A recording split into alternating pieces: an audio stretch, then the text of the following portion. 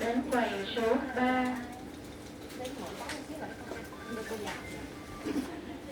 Nghe này.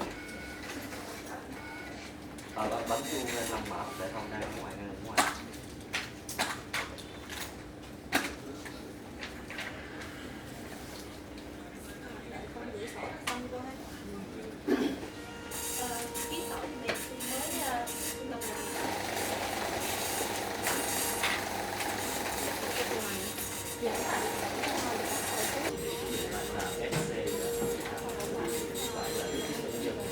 Alo.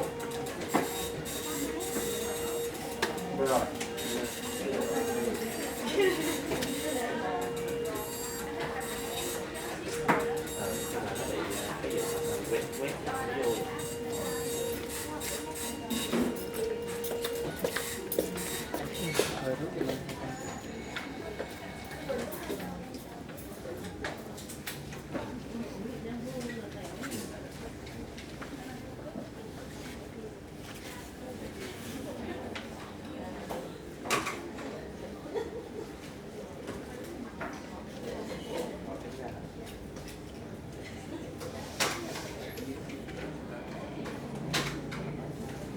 Có gì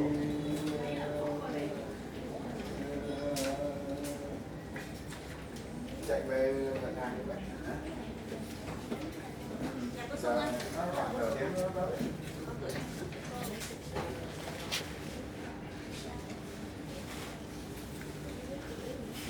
Cột 100 triệu ha.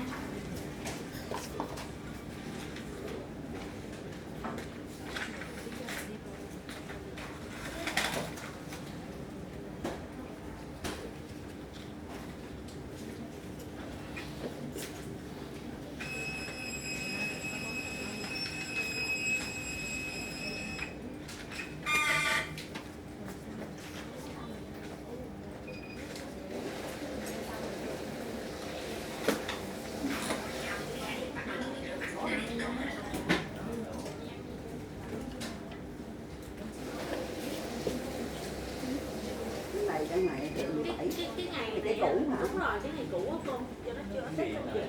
Nhưng mà lần sau cô ra cô đổi sổ thì nó sẽ lên là ngày mới ha. Cảm ơn cô Xuân nha.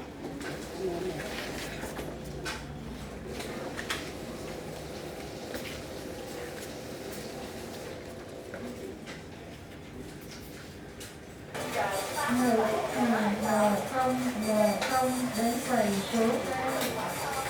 Người khách hàng N0 đến quầy số 2.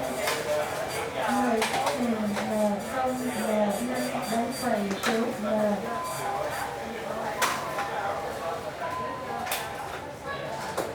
Người khách hàng N0 đến quầy số 1.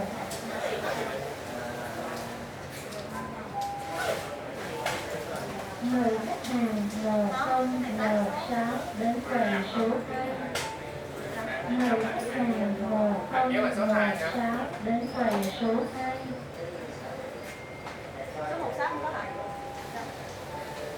Người khách hàng N0N7 đến quầy số 1.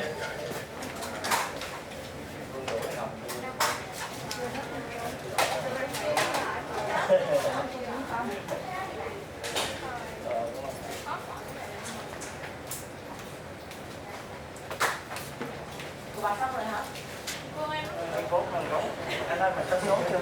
Anh có số gì? Anh số không? 016 còn bắt. Anh nhau vào đây. Có một dấu rồi.